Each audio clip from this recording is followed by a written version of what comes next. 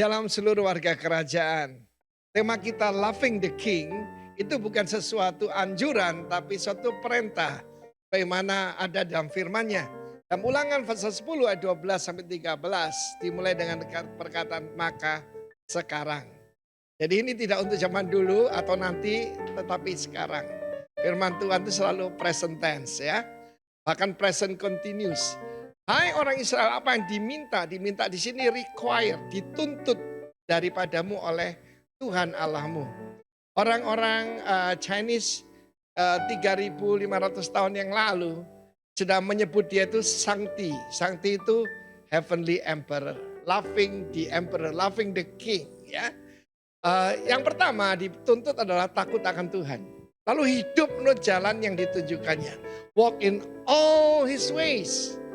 Yesus berkata dalam Yohanes 15, aku nyebut kamu sahabat. Kalau, bersyarat nih, kalau kamu melakukan segala yang kau perintahkan. Mengasihi dia, beribadah pada Tuhan Allahmu dengan segenap hatimu, segenap jiwamu.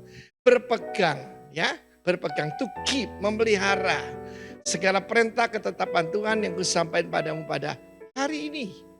Supaya yang diperhatikan, supaya baik keadaanmu. For thy good. Untuk kepentinganmu sendiri. Semua firman Tuhan itu untuk kepentingan yaitu umatnya. Raja kita terlalu baik, saudaraku. Dia tidak kekurangan apa-apa. Tidak usah dibesarkan, dia sudah terlalu besar. Ya, tidak usah diberi, dia terlalu kaya. Tetapi perhatikan di sini, ada yang dituntut dari kita. Takut akan Tuhan. Dan hidup, Yesus berkata, I'm the way. Ya.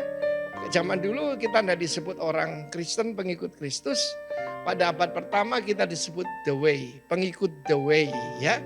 Karena itu selaku saya kira pemberontak, kita sebagai orang Kristen tidak jadi pemberontak nyanyi I did it my way, but I did it His way. Puji nama Tuhan dan firman Tuhan berkata, for thy good. Kalau kita tahu bahwa bagaimana dunia ini sangat melawan Tuhan. Mazmur 2 berkata, mari kita melepaskan diri dari segala belenggu, dari segala ikatan. Firman Tuhan itu saudaraku memberikan kita freedom. Kalau Sang Putra membebaskan kita, kita benar-benar merdeka. Free indeed. Tapi dunia menawarkan apa? Menawarkan freedom, sebetulnya ikatan. Kita lihat bagaimana LGBTIQA 2S++ sekarang namanya begitu saudara ya. Semuanya melawan Tuhan, melawan cara Tuhan, melawan pernikahan yang sesuai dengan firman Tuhan. Semua jalan-jalan Tuhan mereka langgar. Karena itu hari ini dituntut dari kita. Takut akan Tuhan, baru bisa serve Him, baru bisa loving Him. Karena perintah Tuhan mengasihi Tuhan dengan segenap hati, segenap kekuatan, sepenuh akal budi, segenap jiwa kita. Tandanya apa? Mengasihi sesama. Sama seperti kita mengasihi diri kita sendiri. Kita tidak mungkin bisa mengasihi sebelum kita menerima pada Tuhan. Mengasihi Tuhan sebetulnya saudaraku tinggal mau atau tidak. Karena dia melimpahkan begitu banyak kebaikan buat kita. Dalam hidup saya, ya saya tahu untuk nyanyi I love you Lord, gampang saudara. Tetapi firman Tuhan, keep my commandment. Bukan anjuran. Ini raja saudaraku, ya. Dia bukan presiden, dia raja. Karena itu keep his commandment for thy good, for your good and mine and our family. Dalam nama Tuhan Yesus, firman-Nya memerdekakan. Amin. Selamat pagi Jemaat Rock. Pagi, senang sekali bisa bertemu kembali di dalam ibadah kita pagi hari ini. Bagi Anda yang nonton online, selamat bergabung juga. Mari saya undang semuanya untuk bangkit berdiri. Kita mau awali minggu ini dengan puji-pujian bagi Tuhan kita. Kita mau naikkan syukur kita. Mari kita naikkan lagu yang pertama. Kami terima. Kami mau terima kuasa-Mu Tuhan. Karena kami adalah anak-anak-Mu yang Kau telah tebus Tuhan di atas kayu salib Yesus. Kami terima kuasa Roh Kudus-Mu.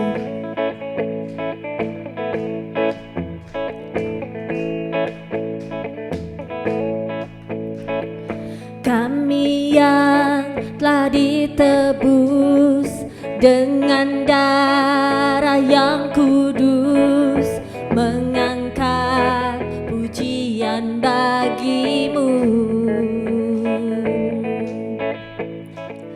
Kami bait kudus-Mu sebagai bukti karya-Mu. Nyatakan Kau besar dan hidup. Mari berlari,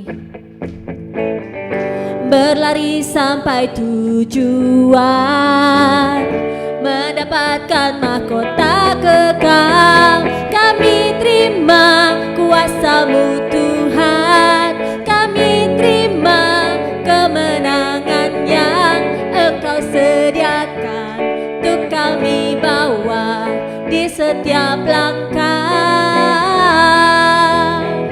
Dimanapun kami berdiri, kemanapun kami kan pergi, di situ pasti mukjizat-Mu terjadi. Mari naikkan pujian ini dari awal. Kami yang telah ditebus dengan darah yang kudus, mengangkat pujian bagi-Mu. Kami bait kudus-Mu Tuhan, kami bait kudus-Mu sebagai bukti karya-Mu. Nyatakan Kau besar dan hidup. Mari sama-sama berlari sampai tujuan, berlari sampai tujuan, mendapatkan mahkota kekal. Kami terima kuasa-Mu Tuhan, kami terima kemenangan yang Engkau sediakan untuk kami bawa di setiap langkah. Dimanapun kami berdiri, kemanapun kami kan pergi, di situ pasti mukjizat-Mu terjadi. Mari naikkan, kami terima kuasa-Mu Tuhan, kami terima kemenangan yang Engkau sediakan untuk kami bawa di setiap langkah. Oh, dimanapun kami berdiri, kemanapun kami kan pergi, di situ pasti mukjizat-Mu terjadi. Katakan, di situ pasti, di situ pasti mukjizat-Mu terjadi. Sekali lagi jemaat Tuhan, di situ pasti, di situ pasti mukjizat-Mu terjadi.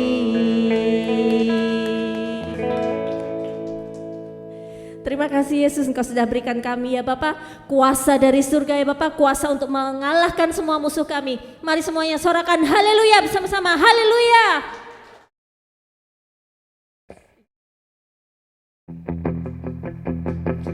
Mari tepuk tangan bersama-sama.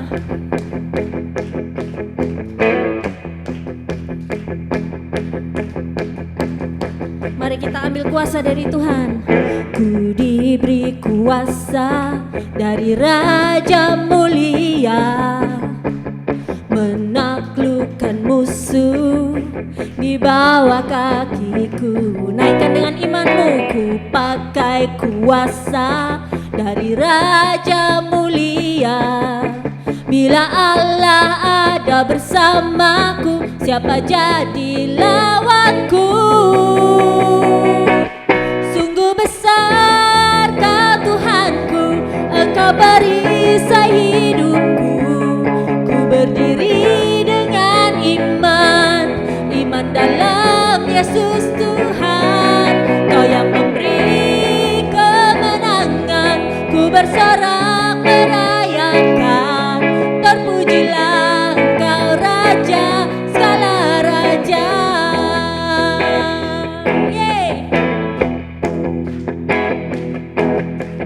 Ku diberi kuasa dari Raja mulia, menaklukkan musuh di di bawah kakiku. Pakai kuasa dari Raja Mulia. Bila Allah ada bersamaku, siapa jadi lawan? One more time. Bila Allah ada bersamaku, siapa jadi lawanku? Sungguh besar Kau Tuhanku, Engkau perisai hidupku. Ku berdiri dengan iman, iman dalam Yesus Tuhan. Kau yang memberi kemenangan, ku bersorak merayakan. Terpujilah Engkau Raja, segala raja.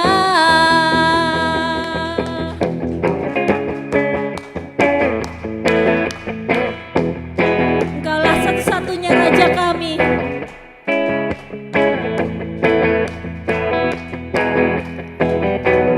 Sungguh besar Kau Tuhanku, Engkau perisai hidupku. Ku berdiri dengan iman, iman dalam Yesus Tuhan. Kau yang memberi kemenangan, ku bersorak merayakan. Terpujilah Engkau Raja, segala raja. Sekali lagi semuanya. Sungguh besar Kau Tuhanku, Engkau perisai hidupku. Ku berdiri dengan iman, iman dalam Yesus Tuhan. Kau yang memberi kemenangan, ku bersorak merayakan. Terpujilah Engkau Raja, segala raja. Terpujilah Engkau Raja, terpujilah Engkau Raja, terpujilah Engkau Raja, segala raja. Suara yang paling meriah untuk Tuhan kita pada hari ini. Woo! Anda dipersilakan duduk kembali. Selamat pagi menjelang siang kepada setiap Anda. Senang sekali bisa beribadah, berkumpul bersama-sama dengan Anda semua. Saya menyapa teman-teman yang beribadah secara online. Selamat beribadah pada hari ini. Hari ini saya mempunyai beberapa pengumuman, tapi saya mau pastikan kalau ada yang baru pertama kali hadir di sini, nama saya Rosid. Saya dipercayakan untuk menggembalakan gereja ini oleh para pemimpin dan jemaat setempat. Jadi saya ingin mengucapkan selamat datang untuk Andi terutama. Nanti setelah selesai ibadah semuanya bisa say hello sama Andi yang baru pertama kali ibadah bersama-sama dengan kita. Tapi ada beberapa pengumuman saudara, actually cuma satu pengumuman. Minggu depan, ini pengumumannya nggak terlalu baik saudara, karena minggu depan jam kita akan maju 1 jam. Jadi, siapa juga yang hampir tepuk tangan, terus baru sadar ternyata maju, bukan mundur. Jadi Anda akan kehilangan 1 jam tidur, tapi kita pastikan nanti minggu depan bikin kopinya yang lebih strong supaya Anda bisa datang ke sini. Jadi minggu depan jangan lupa kita umumkan lagi, kita SMS kepada Anda seperti biasa. Kalau Anda yang belum follow Facebook kita atau Instagram kita, Anda silakan follow. Karena di situ biasa kita taruh pengumuman-pengumuman yang akan kita umumkan. Jadi sekali lagi, senang sekali bisa berjumpa dengan Anda semua. Sebentar kita akan melakukan perjamuan kudus. Dan juga sebelum itu kita juga ingin berdoa. Seperti yang kita lakukan minggu lalu. Berdoa untuk keadaan yang terjadi di Ukraina dan Rusia. Jadi saat ini saya ingin mengundang Anda semua, baik Anda yang di rumah maupun yang ada di tempat ini, untuk berdoa, untuk bersatu hati, berdoa bersama-sama dengan saya untuk apa yang terjadi di Ukraina, di Rusia sana, dan kita berdoa biar damai sejahtera turun atas bumi ini. Mari kita berdoa bersama-sama. Tuhan, dengan hati yang hancur Tuhan, kami datang ke hadapan-Mu pada hari ini. Kami berdoa untuk krisis yang terjadi, peperangan yang terjadi di Ukraina. Kami minta supaya Engkau menyatakan diri-Mu Tuhan. Engkau datang mendekat, Engkau menghibur para penduduk yang ada di sana. mereka yang kehilangan keluarga mereka, mereka yang kehilangan orang-orang yang mereka cintai. Tuhan hibur, Tuhan berikan penghiburan yang hanya Tuhan bisa berikan. Tuhan, kami berdoa juga kepada para pemimpin-pemimpin di dunia ini, supaya Tuhan berikan hikmat untuk kami bisa tahu, untuk mereka bisa tahu, untuk mengambil dan keputusan yang tepat dan menyelesaikan apa yang terjadi pada saat ini, Tuhan. Sekali lagi Tuhan, kami berdoa biar Tuhan tunjukkan damai sejahtera-Mu, limpahkan kasih-Mu atas mereka semua ya Tuhan.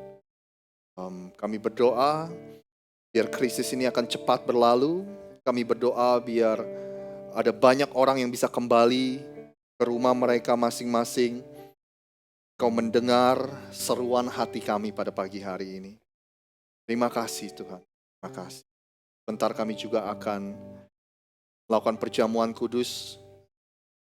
Kau berkati Tuhan, perjamuan kudus yang akan kami terima hari ini. Terima kasih, hanya di dalam nama Tuhan Yesus kami sudah berdoa. Sama kita katakan.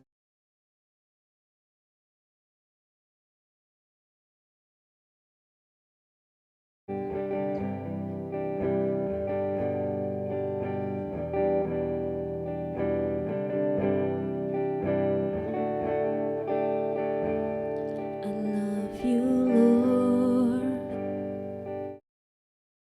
for your mercy never fails me. All my days I've been held in your hands. From the moment that I wake up until I lay my head, I will sing of the goodness of God. All my life you have been faithful. All my life you have been so, so good. With every breath that I am able, oh, I will sing of the goodness of God. I love your voice. You have led me through the fire in darkest night. You are close like no other. I've known you as a father. I've known you as a friend, and I have lived in the goodness of God. All my life you have been faithful. All my life you have been so, so good. With every breath that I am able, oh, I will sing of the goodness of God. Mari saya undang semua untuk bangkit berdiri. All my life you have been faithful. All my life you have been so, so good. With every breath that I am able, oh, I will sing of the goodness of God. Your goodness is running after, it's running after me. Your goodness is running after, it's running after me. With my life laid down, I'm surrendered now. I give you everything. Your goodness is running after, it's running after me. Your goodness is running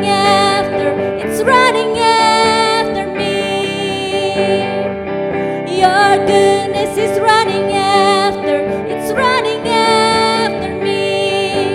With my life laid down, I'm surrendered now. I give you everything. Your goodness is running after, it's running after me. All my life you have been faithful.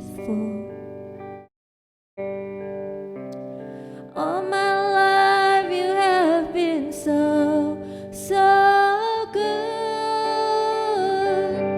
With every breath that I am able, oh, I will sing of the goodness of God. All my life you have been faithful. All my life you have been so, so good. With every breath that I am able, oh, I will sing of the goodness of God. Sing all my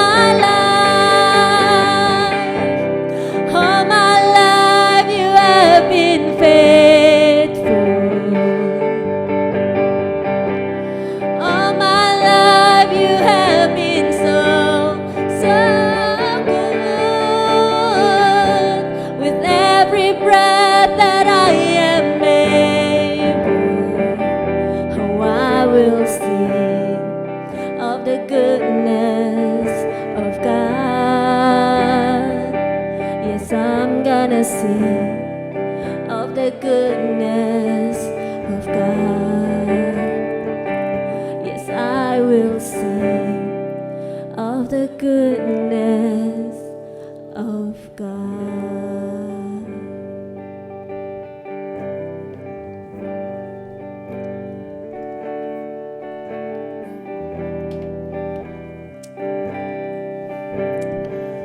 Bagi Anda yang ada perjamuan kudus di tangan Anda, Anda boleh keluarkan wafernya atau rotinya yang ada di atas.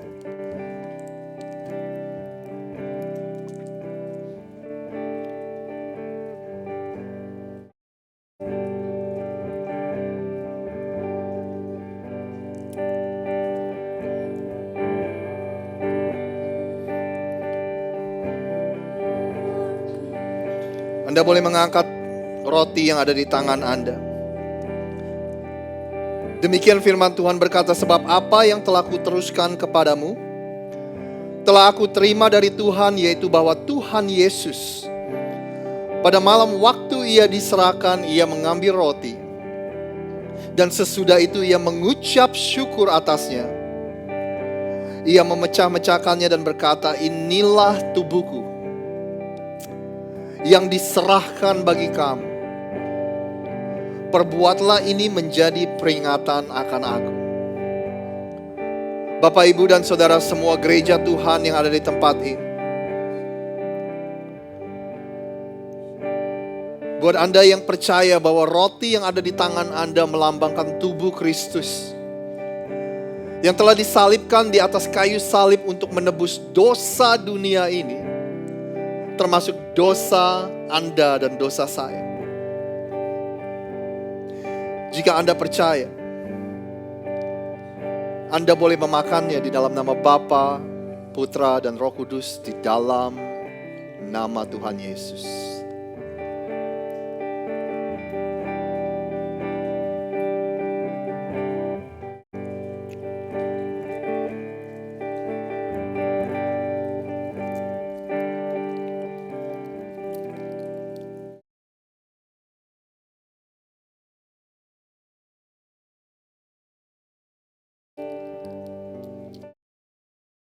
Anda boleh mengangkat anggur yang ada di tangan Anda. Demikian juga ia mengambil cawan sesudah makan, lalu berkata, cawan ini adalah perjanjian baru yang dimateraikan oleh darahku. Perbuatlah ini setiap kali kamu meminumnya, menjadi peringatan akan aku. Bapak, Ibu, dan Saudara semua gereja Tuhan, bagi Anda yang percaya bahwa anggur yang ada di tangan Anda melambangkan darah Kristus yang dicurahkan untuk dunia ini, untuk membasuh bersih dosa Anda dan dosa saya. Darah Kristus juga berkuasa untuk memberikan kita kemerdekaan. Darah Yesus juga berkuasa untuk memberikan kita kesembuhan, pemulihan. Dan buat Anda yang percaya, Anda boleh meminumnya di dalam nama Bapa, Putra, dan Roh Kudus, di dalam nama Tuhan Yesus.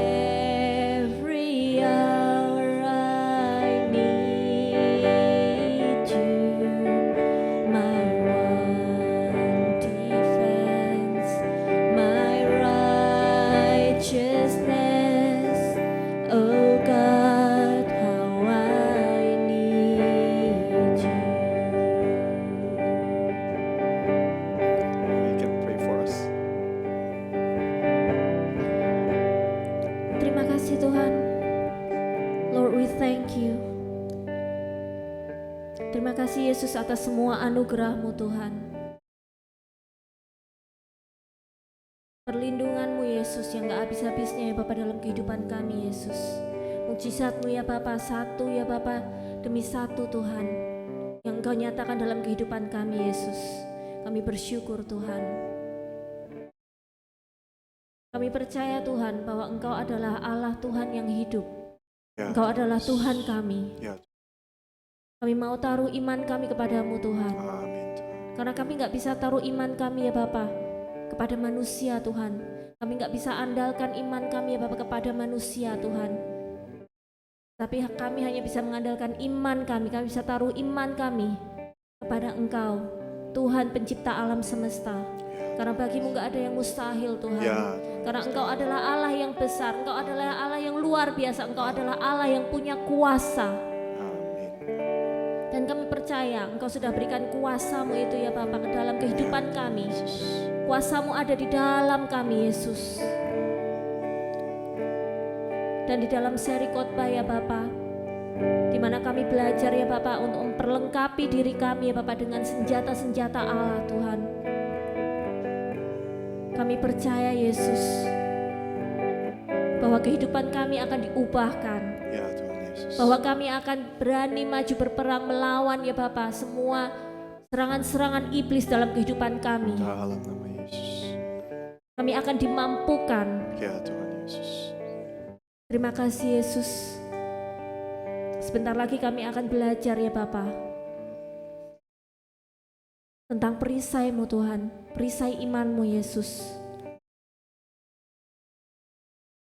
Biarkan pagi hari ini Bapa, iman kami diperbaharui Yesus. Ya Tuhan Yesus. Biarkan kami pulang ya Bapa enggak menjadi orang yang sama Tuhan. Iman kami bisa bertumbuh hari demi hari ya Bapa Ya, di dalam Tuhan Engkau Yesus. Tuhan.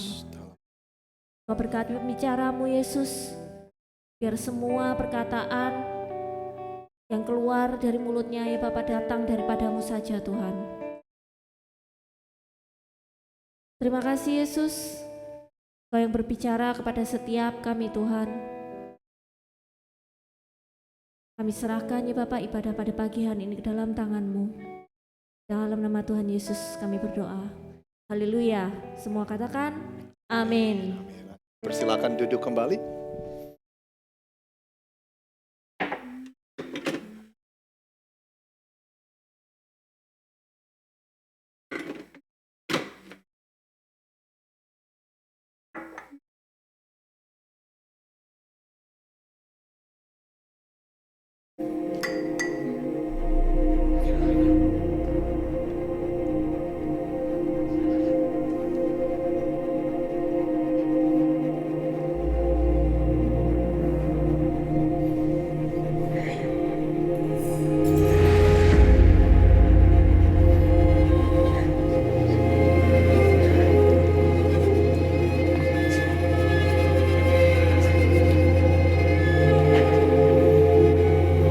Our struggle is not against flesh and blood, but against the rulers, against the authorities, against the powers of this dark world, and against the spiritual forces of evil in the heavenly realms. Put on the full armor of God, so that when the day of evil comes, you may be able to stand your ground, and after you have done everything, to stand.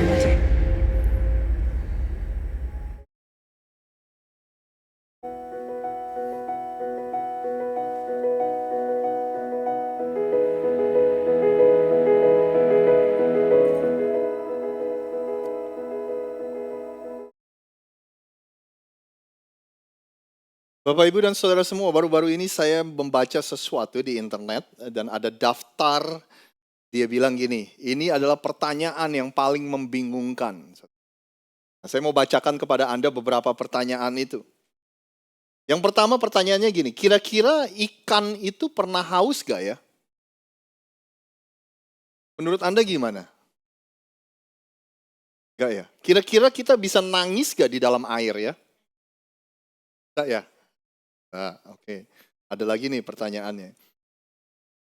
Kalau lensa kamera itu bulat, kenapa kok fotonya jadinya kotak? Ini mungkin pertanyaan yang kita semua ingin tahu. Kalau katanya duit itu nggak bisa tumbuh di pohon, kok bank banyak cabangnya katanya. Ini pertanyaan favorit saya. Kalau kita beli gorengan dikasih cabai, cuma kalau kita beli cabai kok nggak dikasih gorengan, saudara? Bapak, Ibu, dan Saudara semua, kita sedang ada di dalam serial khotbah yang berjudul Spiritual Warfare. Atau bahasa Indonesianya peperangan rohani. Kita perlu akui, di dalam gereja, di dalam dunia kekristenan, ada begitu banyak istilah-istilah yang terkadang kalau kita ditanya pun kita nggak terlalu ngerti apa sih istilah itu, apa sih sebenarnya artinya. Makanya kita mengambil waktu beberapa minggu ini untuk membicara tentang peperangan rohani. Peperangan rohani itu apa sih? Ya kan? Nah, saya akan mengulang apa yang kita sudah katakan setiap minggu, saudara, bahwa kesalahan terbesar dari orang-orang Kristen ketika membahas tentang peperangan rohani, kita suka berdiri di dua ekstrim ini, saudara. Di satu ekstrim, kita suka menyalahkan iblis untuk segala sesuatu. Di satu ekstrim, kita suka untuk apa-apa bahasnya setan, apa-apa bahasnya iblis, saudara. Ya kan? Semua salah iblis. Kunci mobil hilang, dompet hilang, telat ke tempat kerja. Wah, ini pasti gara-gara iblis nih. Ya kan? Nah, di ekstrim yang satu lagi, ada juga gereja-gereja dan orang Kristen yang berkata bahwa ya, zaman gini, hari gini masih percaya begitu-gituan. Ini kan 2022, masa iya sih kita masih percaya sama yang gitu-gituan? Ya kan, kita kan orang-orang yang berintelektual tinggi, berintelektualitas yang tinggi. Masa kita mau percaya gitu-gituan? Makanya kita bilang gini, untuk kita bisa berhasil untuk membahas topik ini, kita harus mempunyai keseimbangan. Jangan berdiri di dua ekstrim itu, tapi punyailah keseimbangan yang alkitabiah dalam kita melihat topik ini. Nah, Rasul Paulus memberikan kita gambaran, ada di Efesus. Rasul Paulus menulis surat kepada gereja yang ada di kota Efesus, dan dia memberikan kita gambaran tentang peperangan rohani ini. Nah, saya akan bacakan, kita baca ini setiap minggu dan saya akan ulang lagi. Di Efesus 6 ayat yang ke-10 dikatakan gini, akhirnya hendaklah kamu kuat di dalam Tuhan, di dalam kekuatan kuasanya. Ayat 11, kenakanlah seluruh perlengkapan senjata Allah, supaya kamu dapat bertahan melawan tipu muslihat iblis. Ayat 12 mungkin Anda bantu saya ya, baca ya sama-sama ya. 1, 2, 3. Karena bukanlah melawan darah dan daging, tetapi melawan penghulu-penghulu dunia yang gelap ini. Nah, itulah yang Rasul Paulus katakan, dia kasih kita gambaran peperangan kita bukanlah melawan darah dan daging.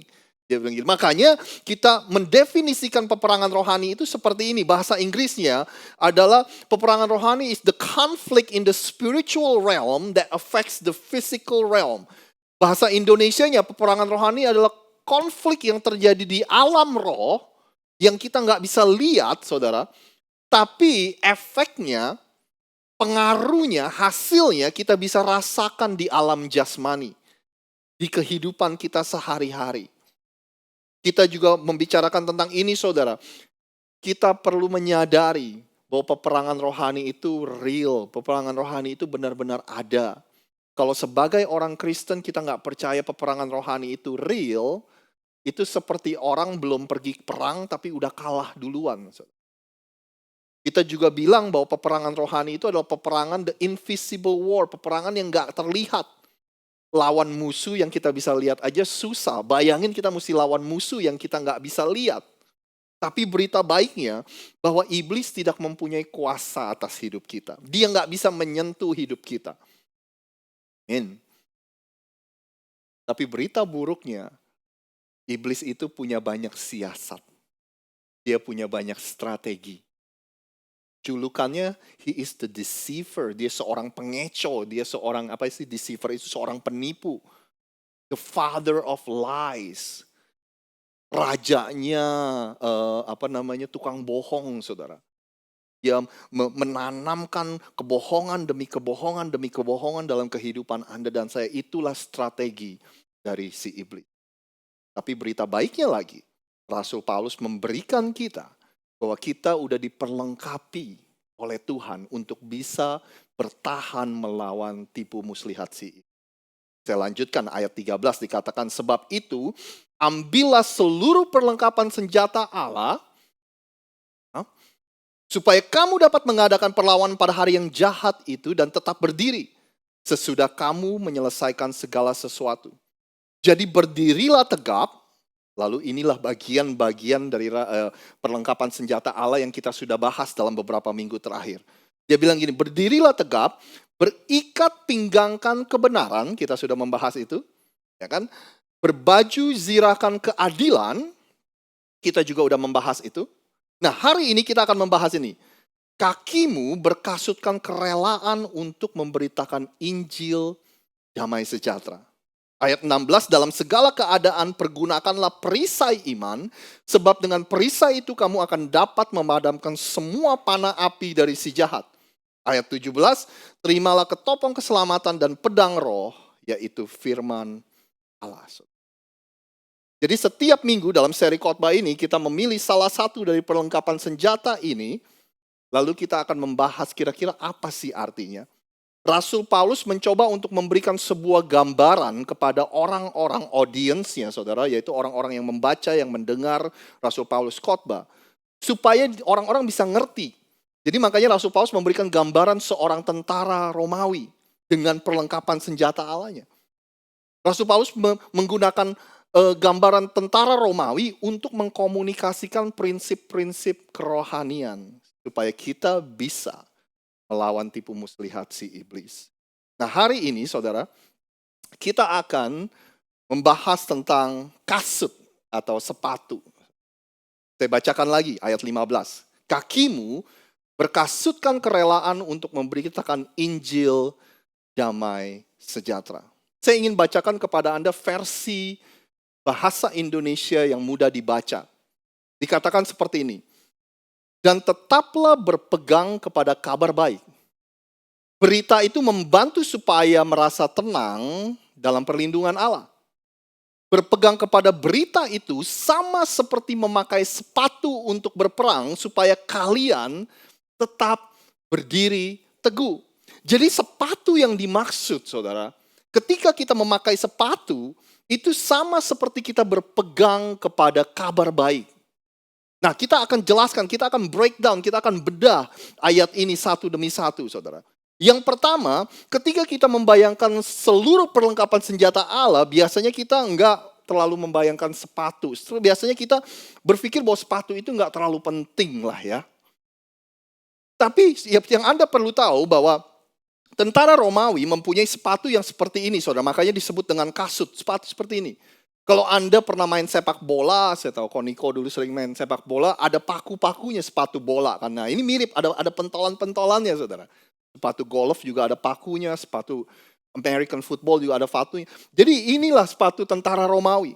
Gunanya apa? Supaya mereka bisa berdiri dengan stabil. Mereka bisa bergerak dengan leluasa ketika mereka ada dalam pertempuran. Ya. Kita perlu akui sepatu itu sangat penting, walaupun ketika kita memikirkan ini, kita jarang untuk memikirkan bahwa sepatu itu penting. Tapi sampai zaman sekarang sepatu pun penting. Benar gak sih saudara, kalau Anda tanya atlet, seorang atlet, sepatu itu sangat-sangat penting untuk seorang atlet. Mereka harus cari sepatu yang nyaman, untuk mereka bisa bergerak dengan leluasa di lapangan olahraga, lalu harus mencari sepatu yang menjaga mereka supaya mereka nggak cedera.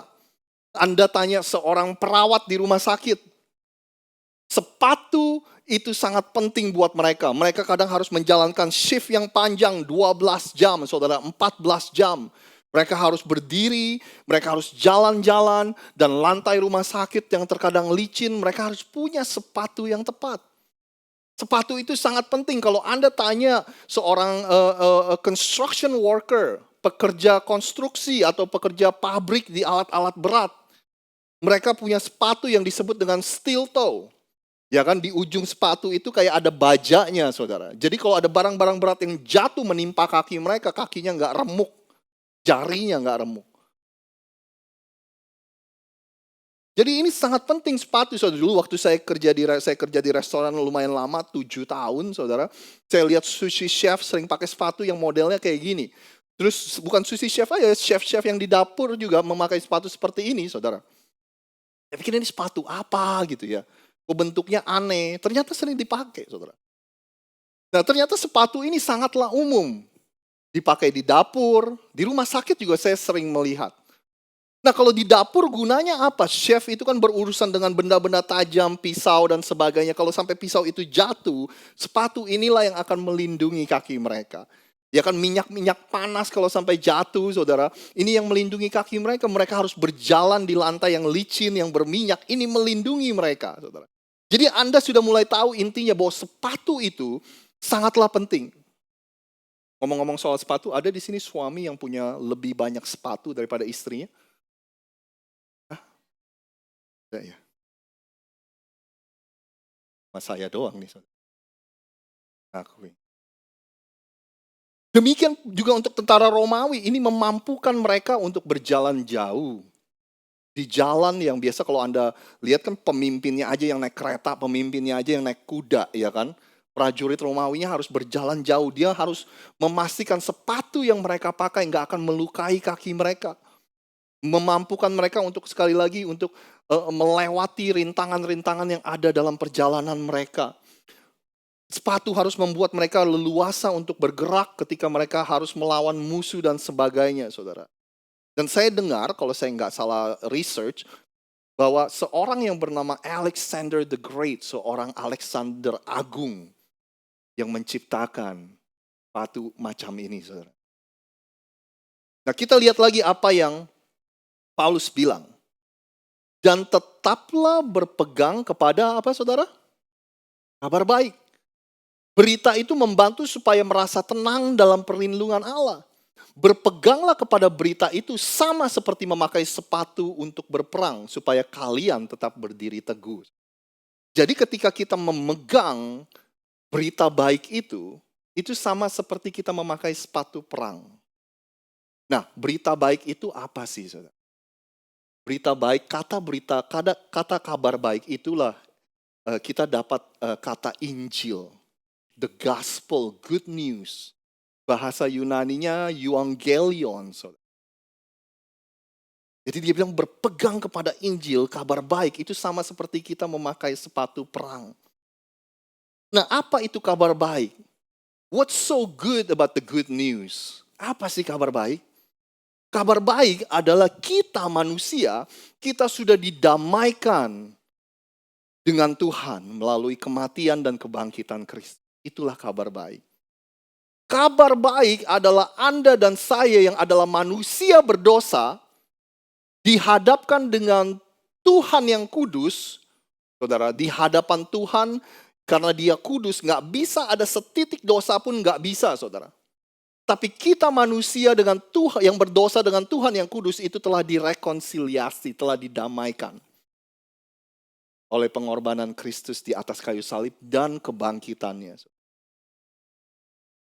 Kabar baik itu adalah Tuhan yang maha adil. Dia menuntut keadilan. Dia menuntut pembayaran atas dosa Anda dan dosa saya dan dosa dunia ini. Dan karya Yesus di atas kayu saliblah yang memenuhi tuntutan dan bayaran atas dosa itu. Seluruh dosa dunia ini dilimpahkan kepada Yesus ketika dia ada di atas kayu salib.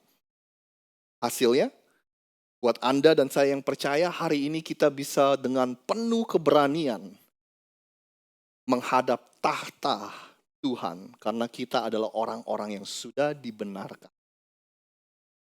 Kabar baiknya, karena Yesus, Anda dan saya sudah diadopsi ke dalam keluarga Allah.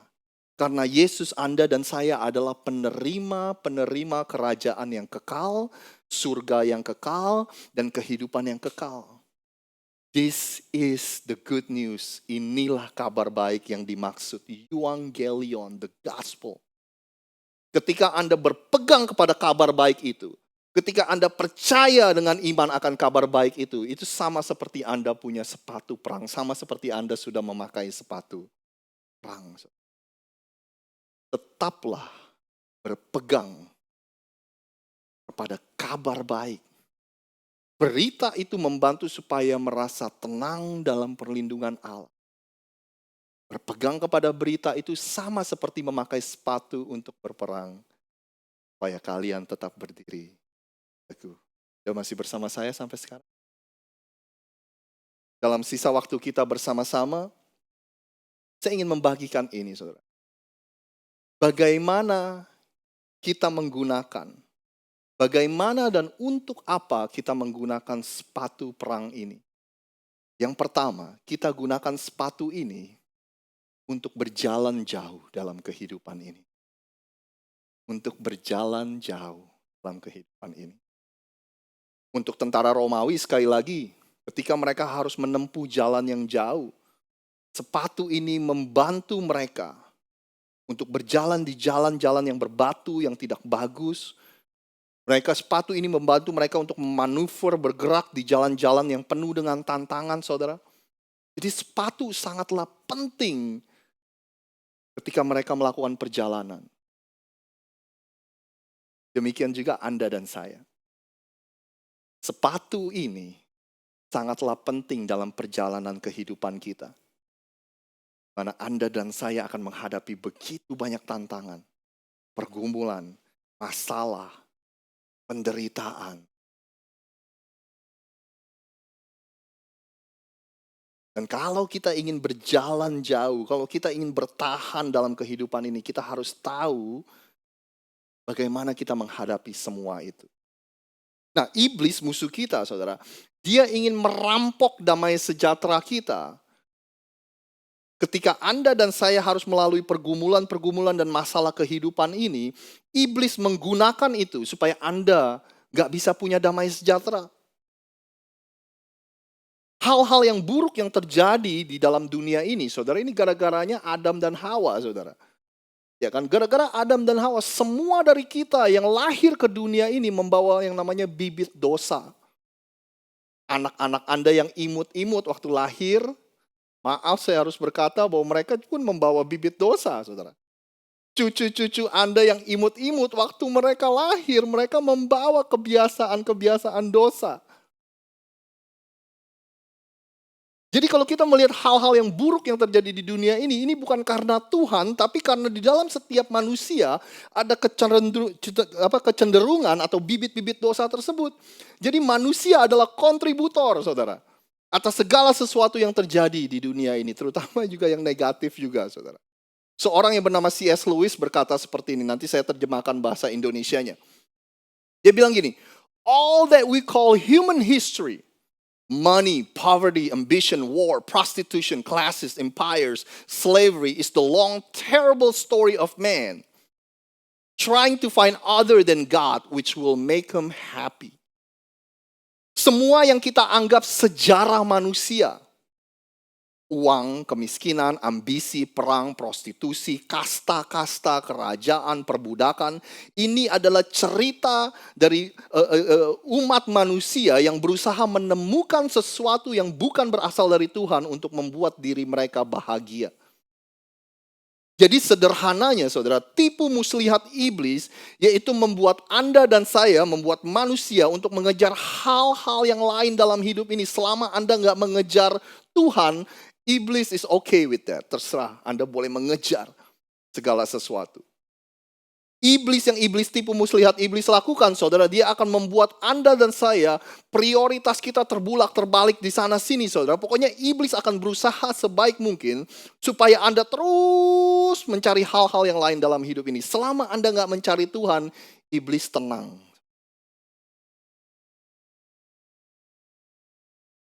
Nah, kalau itu pekerjaan iblis, dia ingin merampok damai sejahtera kita.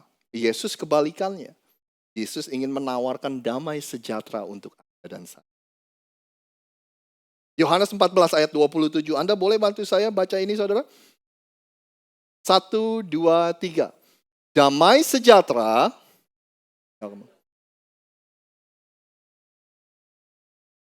Apa yang kuberikan tidak seperti yang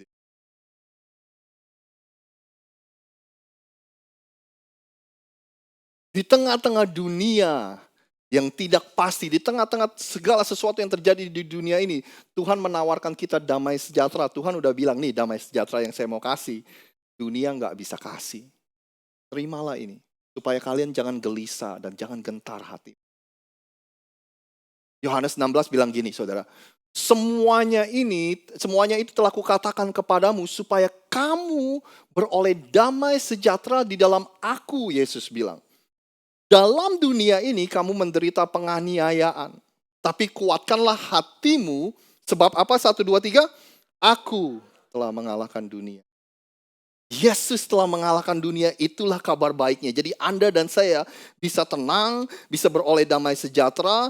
Anda bisa terus melaju dalam kehidupan ini. Anda bisa terus berjalan jauh dalam kehidupan yang penuh dengan tantangan, permasalahan, dan pergumulan. Yesus bilang damai sejahtera yang saya mau kasih beda dengan dunia ini. Damai sejahtera yang aku mau kasih itu damai sejahtera yang supernatural. Dunia di sekeliling Anda boleh jungkir balik. Di dunia di sekeliling Anda boleh chaos, saudara. Tapi Anda tidak ikut hancur dalam semuanya itu. Keadaan hidup Anda, saudara, mungkin banyak masalah dan pergumulan, tetapi Anda masih bisa tetap bernyanyi. Amin, saudara. Keadaan-keadaan yang kalau orang biasa mengalaminya, mereka akan mulai ketakutan, khawatir, depresi. Tapi karena Anda dan saya bukanlah orang-orang biasa, karena kita adalah anak-anak Tuhan, maka kita tetap tenang dan tetap punya damai sejahtera di tengah-tengah badai kehidupan. Dan tetaplah berpegang kepada kabar baik. Berita itu membantu supaya mereka merasa tenang dalam perlindungan Allah. Berpegang kepada berita itu sama seperti memakai sepatu untuk berperang, supaya kalian tetap berdiri teguh. Di tengah-tengah sengitnya peperangan yang ada dalam kehidupan ini. Ketika Anda sedang menghadapi tipu muslihat si iblis dan siasat di iblis, jangan pernah lupa akan kabar baik yang kita terima. Karena kabar baik yang kita terima itu menentukan, itu membuat kita jadi tahu siapa kita, identitas kita, saudara. Berpeganglah kepada kabar baik itu. Bahwa Anda dan saya adalah orang-orang yang sudah didamaikan dengan Allah. Anda dan saya adalah anak-anak Allah.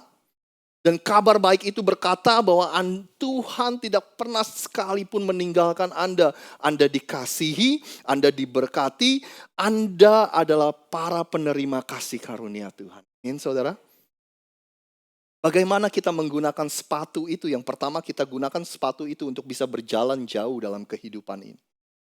Yang kedua, saudara, kita gunakan sepatu ini untuk berjalan bersama-sama. Bersatu, saudara. Bapak Ibu, pada zaman itu, nggak ada yang lebih menakutkan. Ketika orang-orang dan para musuh mendengar sekelompok tentara Romawi berjalan bersama-sama,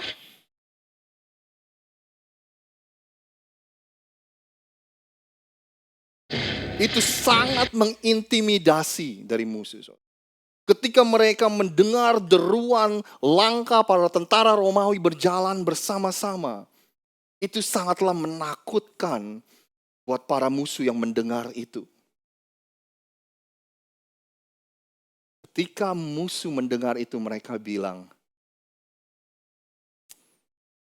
setelah kita. Bapak Ibu, saya mau bilang gini, tidak ada yang lebih ditakutkan oleh si ibu. Ketika dia melihat orang-orang percaya berdoa bersama-sama, memuji Tuhan, bernyanyi bersama-sama, berkumpul bersama-sama. Gak ada yang lebih menakutkan si iblis ketika dia melihat gereja itu bekerja sama, berdampak bagi kota ini. Waktu iblis ngelihat kita bersatu, respon dia pasti. Makanya saya benar-benar percaya, saudara, perpecahan itu bukan berasal dari Tuhan. Division itu bukan berasal dari Tuhan, saudara. Tapi division itu berasal dari si musuh, dari si jahat. Saya nggak tahu, mungkin kebanyakan dari Anda punya pengalaman hidup yang jauh lebih banyak daripada saya, saudara. Tapi kalau buat saya, dalam 2 tahun terakhir, ini adalah masa-masa di mana perpecahan terjadi di mana-mana. Perselisihan terjadi di mana-mana, saudara. Dari keluarga, saudara, teman-teman, komunitas gereja. Mereka bisa pecah, mereka bisa berselisih. Karena politik lah, karena pemilihan presiden lah. Ya kan, pakai masker atau tidak pakai masker lah. Divaksin atau enggak divaksin lah. Dan ketika kita terpecah belah, saudara, kita nggak akan sekuat ketika kita bersatu. Ketika kita sendiri-sendiri, jangankan iblis, saudara. Anjing aja kita suruh minggir nggak mau, saudara. Kan? Ketika kita sendiri-sendiri. Tapi ketika kita bersatu, iblis gentar, saudara. Nggak ada yang lebih merugikan kerajaan Allah ketika gereja itu terpecah belah. Nggak ada yang lebih merugikan gereja ketika orang-orang di dalamnya itu terpecah belah, saudara. Akhir-akhir ini saya sangat terinspirasi dengan para pastor-pastor yang ada di kota ini, saudara. Kita sering ngumpul dari berbagai ras, mau hitam, putih, Asia atau apa, saudara. Kita berkumpul, dan waktu berkumpul mereka bilang gini, kita membutuhkan satu dengan yang lain. Dalam 2 tahun terakhir ini sangatlah susah kita sebagai pastor untuk menggembalakan gereja yang terpecah belah dan sebagainya. Kita harus saling mendoakan, gereja itu membuka tempatnya, mengeluarkan uangnya untuk menyediakan makanan, untuk kita deklarasikan bersama-sama bahwa kita butuh satu dengan yang lain untuk menjangkau kota ini. Kita nggak bisa melakukan dengan sendiri. God is about unity. Tuhan selalu berpihak kepada yang namanya persatuan, saudara. Daud bilang gini, di Mazmur 133. Dikatakan seperti ini, nyanyian ziarah Daud, sungguh alangkah baiknya dan indahnya apabila saudara-saudara diam bersama dengan rukun. How good and pleasant it is when God's people live in unity, bahasa Inggrisnya. Lalu Daud memberikan kita gambaran lambang dari berkat. Dia bilang gini, seperti embun, gunung Hermon, seperti minyak yang baik di atas kepala meleleh ke janggut, yang meleleh ke janggut Harun dan ke leher jubahnya. Seperti embun, gunung Hermon, ini semua melambangkan berkat, saudara, yang turun ke atas gunung-gunung Sion. Anda bantu saya baca, sebab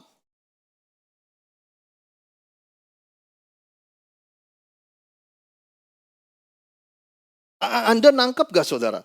Dia bilang gini, kalau berdasarkan apa yang kita baca nih barusan nih, kita udah gak perlu lagi berdoa atau memohon-mohon dan minta berkat Tuhan.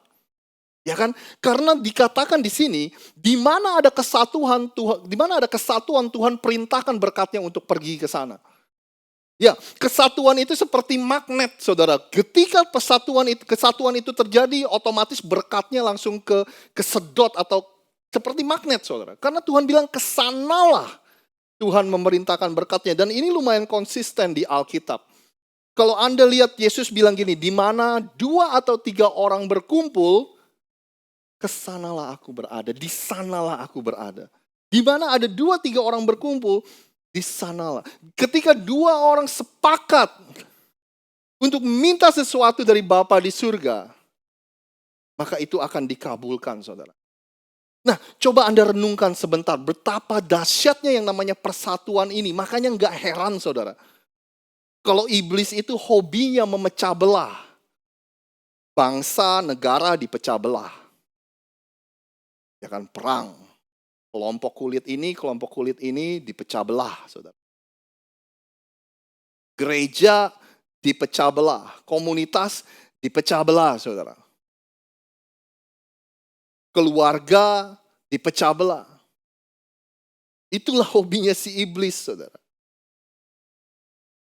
Makanya kalau kita sadar siapa identitas kita adalah pemegang kabar baik Injil, artinya kita ini secure, kita ini aman, saudara. Udahlah, mau gereja mana ke yang lebih besar? Ya kan? Mau gereja mana ke yang lebih berhasil? Mau gereja mana ke yang dapat nama lebih baik? Pokoknya yang paling penting kita jaga kesatuan dan persatuan. Karena kesanalah Tuhan memerintahkan. Yang terakhir sebelum kita berdoa, saudara. Bagaimana kita menggunakan sepatu ini? Yang pertama kita gunakan untuk bisa berjalan jauh dalam kehidupan ini.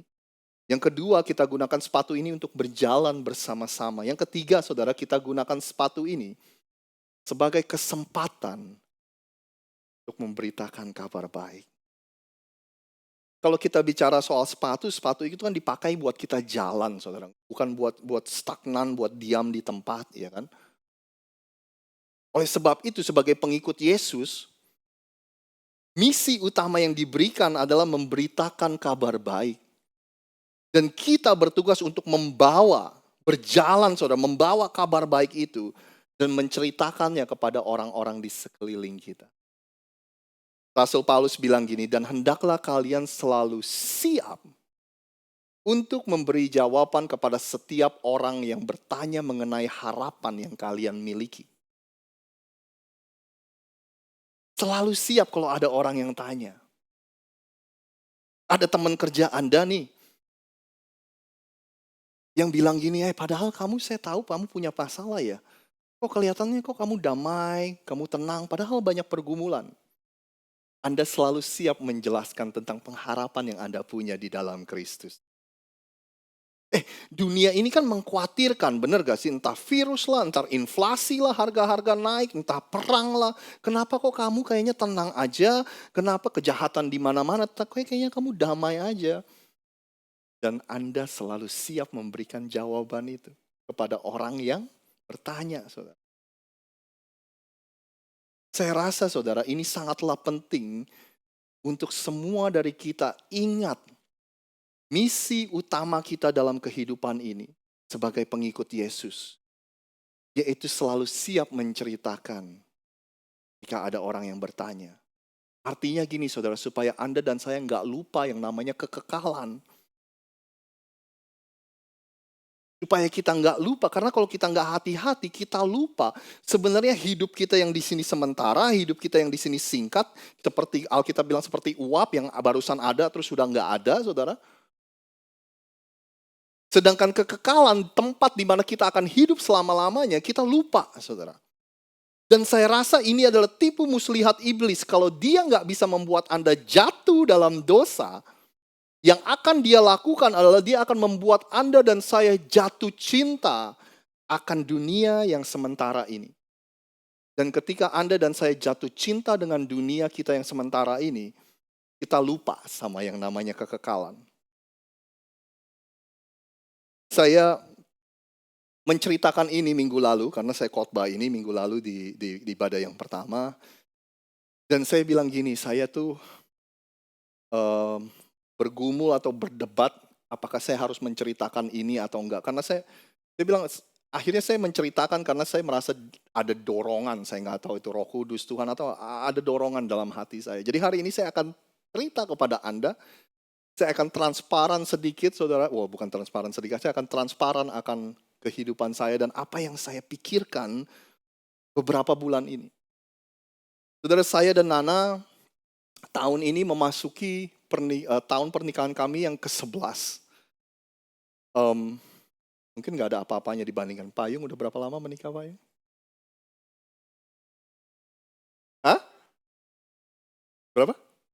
40 tahun, wow. Oke.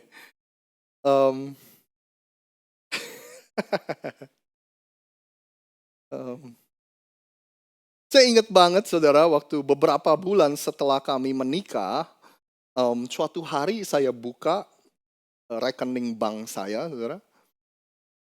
Dan di situ ada tulisan available balance, saldonya berapa.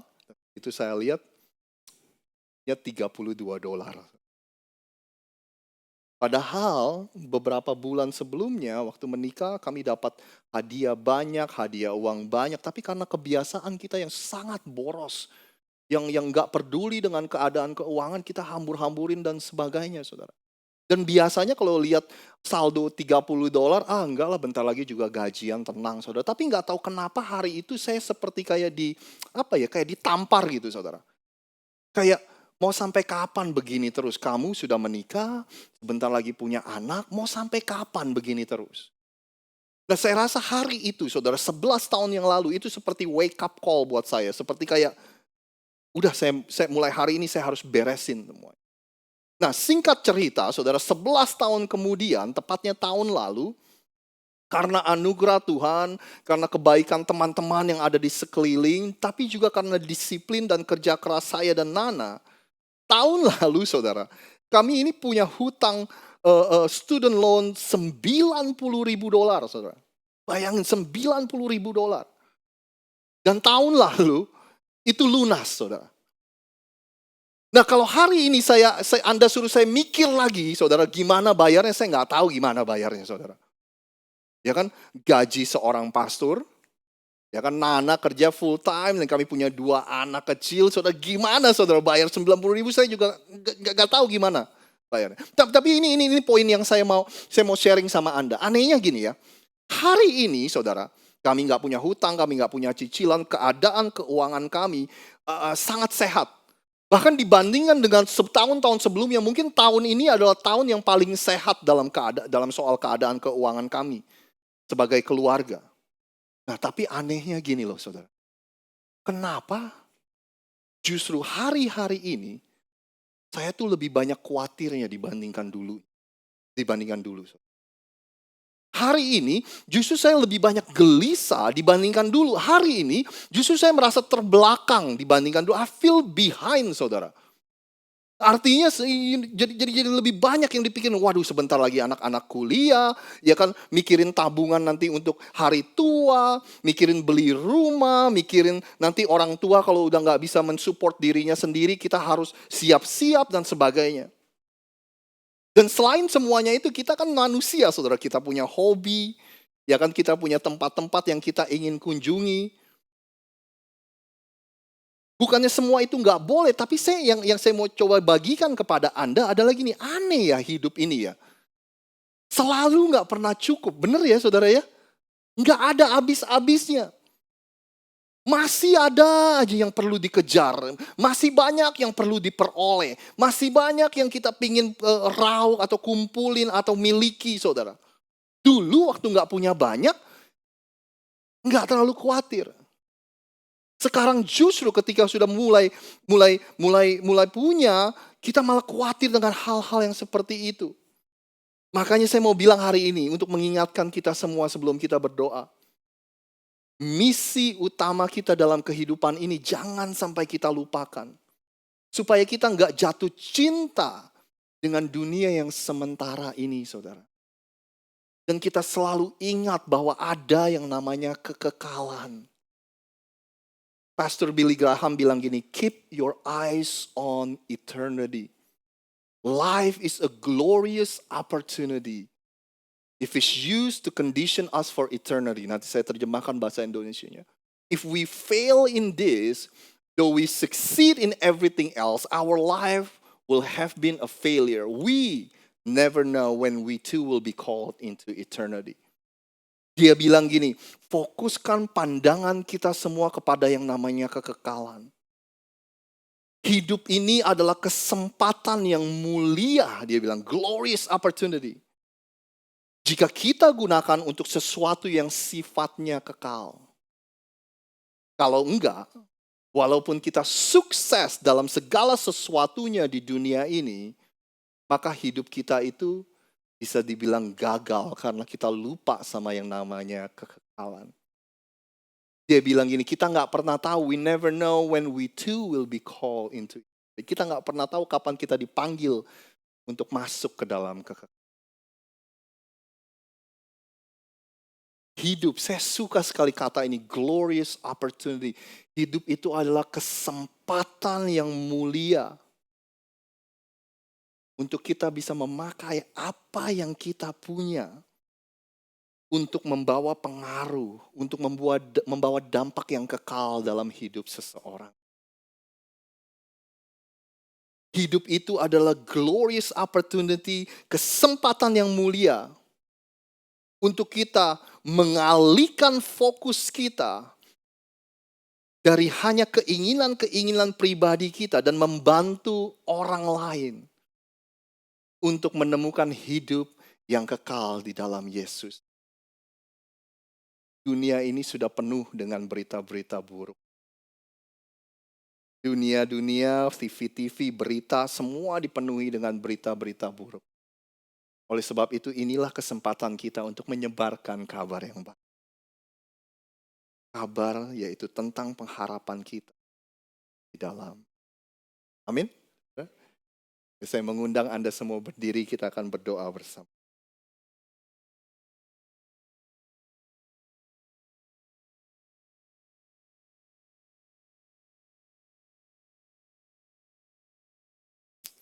Mari kita berdoa bersama-sama. Tuhan,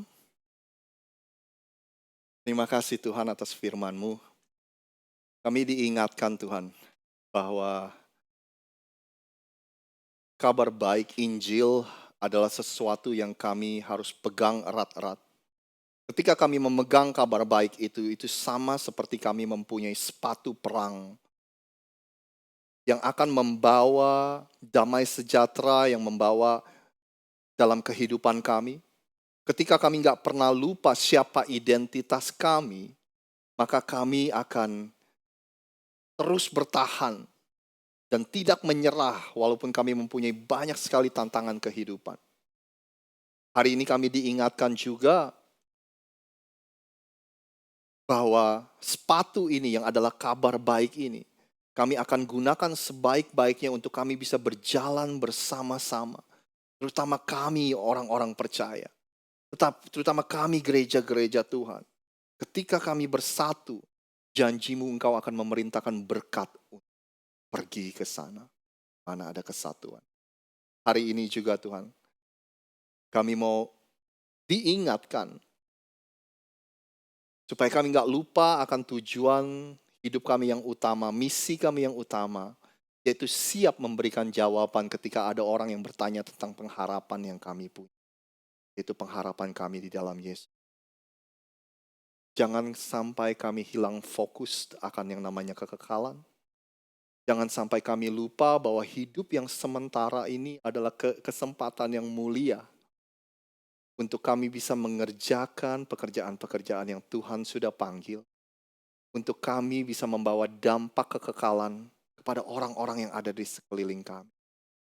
Untuk kami bisa menggunakan apa yang Tuhan sudah kasih dan sudah taruh dalam hidup kami, untuk membawa dampak kekekalan bagi orang-orang sekeliling.